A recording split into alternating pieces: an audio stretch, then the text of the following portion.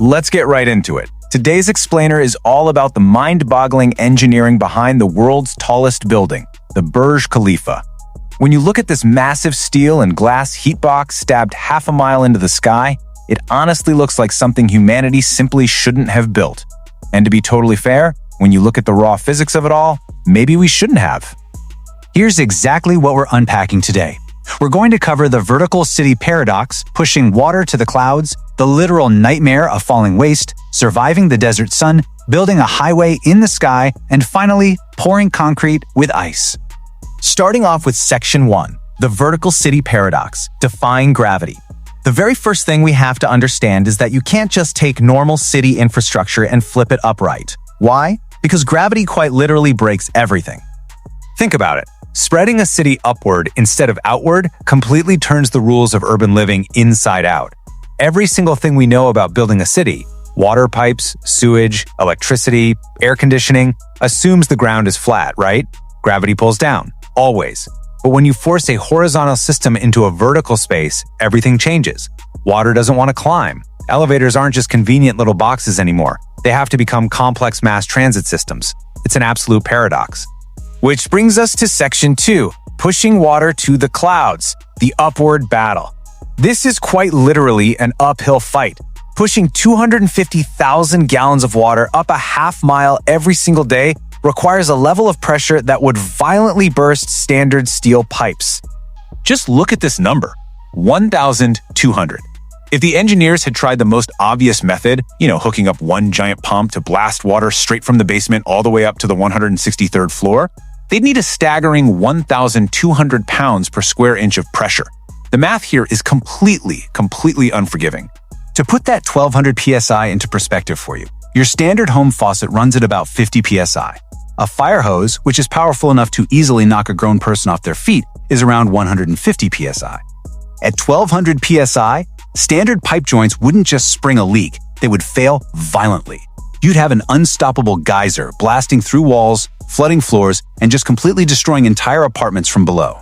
Since one giant pump was a guaranteed recipe for disaster, they came up with this brilliant staged zone system. They divided the building into 7 independent mechanical zones. So, a pump in the basement pushes water up to a tank on the 40th floor. Then, a second pump grabs that exact same water and pushes it up to the next zone, and so on. They're basically just passing the baton. The pumps only ever have to fight gravity for about 30 floors at a time. The pressure never hits that danger zone, and as a huge bonus, if a pipe bursts on floor 80, the zones above and below just keep working perfectly. All right, Section 3, the nightmare of falling waste, the downward threat. Because obviously, what goes up must come down. And let me tell you, wastewater falling 163 floors hits terminal velocity, which turns into an absolute engineering nightmare. The real issue happens at the bottom. When a massive, fast-moving column of waste suddenly transitions from vertical to horizontal, it doesn't just neatly stop. It stacks up and surges. This creates a phenomenon known as a hydraulic jump. If you don't design for this hydraulic jump, that pressure wave shoots right back up the system. You get gurgling, echoing through the walls, awful sewer smells in the hallways, and worst of all, an unsuspecting buyer on a lower floor gets a sewage geyser right out of their toilet. The fix they came up with was simple but massive. They use these huge 24-inch pipes. That's literally wider than a large pizza. For context, a normal house pipe is usually just 4 inches. This immense width gives the falling wastewater enough room to spiral down the walls of the pipe, which keeps the air column right in the center completely intact. They paired this with staged collection points to basically pump the brakes and slow the flow of falling waste on its way down. You'd think getting it down to the ground safely would be the end of the story. But wait. Where does it actually go once it reaches the bottom? Back in the mid-2000s when this was built, getting the waste out of the building was just an entirely different, absurd reality. It was absolute logistical insanity.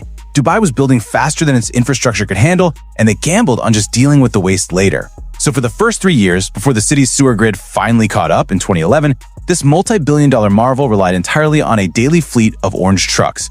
Every single morning, this fleet would arrive, literally vacuum up the waste, and drive it all the way across the desert to treatment plants. Moving to Section 4, surviving the desert sun, the greenhouse effect. Now, while they were trying to get the waste out, the 122-degree desert heat was desperately trying to get in through 26,000 glass panels. Here's a wild fact. Because the building is so astronomically tall, residents up high actually experience a sunset delay. They see the sunset minutes later than people down on the ground.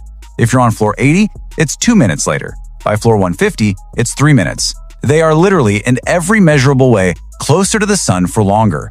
It's fantastic if you're having a glass of champagne at dusk, but it creates a terrifying greenhouse effect at noon in the middle of July. To fight this intense heat, standard air conditioning simply wouldn't cut it. First, they use specialized reflective glass to bounce the sunlight away. But the real genius is their second line of defense. They run this brilliant cycle where they make an ice slurry in the basement at night when electricity is super cheap and demand is low. Then, during the hot day, that ice melts and the chilled water gets pumped through 30-inch pipes right into the air conditioning systems. During peak summer, they are generating cooling power equivalent to melting 13,000 tons of ice in a single day. Section 5. A highway in the sky. So, moving 35,000 people through a half-mile tower is a massive challenge. Standard elevators would just completely break down under this kind of extreme demand. If they use normal elevators, train them like local roads that stop at every single floor, a passenger heading up to the top would be standing in that box for 20 minutes, and the cars would be permanently packed. Engineers had to completely rethink vertical transport. They ended up mapping it exactly like an interstate highway system, but for people. Enter the Sky Lobby system. They installed 57 elevators, but they don't all do the same thing. You have express elevators acting as your interstates, and they run non-stop from the ground floor, dropping you off at one of 3 massive sky lobbies located on floors 43, 76, and 123. Once you hit your designated sky lobby exit ramp, you just step out and hop onto a local elevator that serves only the specific floors right around it. Thanks to this clever routing, you skip the traffic and can get from the ground floor all the way to your desk in under 2 minutes. Finally, Section 6. Pouring concrete with ice, the final boss. All these systems sound amazing in theory, but actually physically constructing the tower meant they had to overcome a vicious chemical enemy, concrete hydration. Pumping concrete 2,000 feet into the air in a 122-degree desert is basically a recipe for disaster. Concrete hydration is just the process of the concrete hardening, and extreme heat speeds that up insanely fast. It's exactly like baking a cake on an oven setting that's way too high. The outside crusts over, but the inside stays totally wet. That uneven hardening creates fatal structural cracks and weak spots, or even worse, the concrete could harden solid right inside the pipes half a mile up and permanently clog the entire construction project. To get around this, engineers had to invent an impossible recipe: the desert survival mix. They took custom high-performance C50 and C80 grade concrete, but they mixed it with massive amounts of sheer ice. This mix would literally drop to near freezing temperatures before it even touched a pipe. And to give it every possible advantage, they only poured it under the cover of night, using the cooler 85 to 95 degree desert air to prevent premature melting and ensure it hardened perfectly evenly. So the Burj Khalifa successfully conquered all of this: staged water pumps, ice-chilled concrete, sky highways. They figured it all out. But as we can see here, a new generation of even taller skyscrapers, like the Jeddah Tower and the massive proposed Rise Tower in Saudi Arabia, are already promising to push the limits of physics again. Each of these new mega towers will have to solve these exact same problems, but at much greater heights, with far greater risks and absolutely astronomical costs. Which leads us to a final thought for today's explainer. Looking at all this really forces us to step back and recognize the sheer, mind-bending lengths humanity will go to in order to touch the sky. It leaves us wondering, just because human ingenuity allows us to build these massive vertical cities, does that mean we actually should? I mean, how hard are we really willing to fight gravity, extreme heat, and basic physics just to be able to drink a glass of water on the 300th floor? Definitely something to think about. Thanks for exploring the impossible with me today.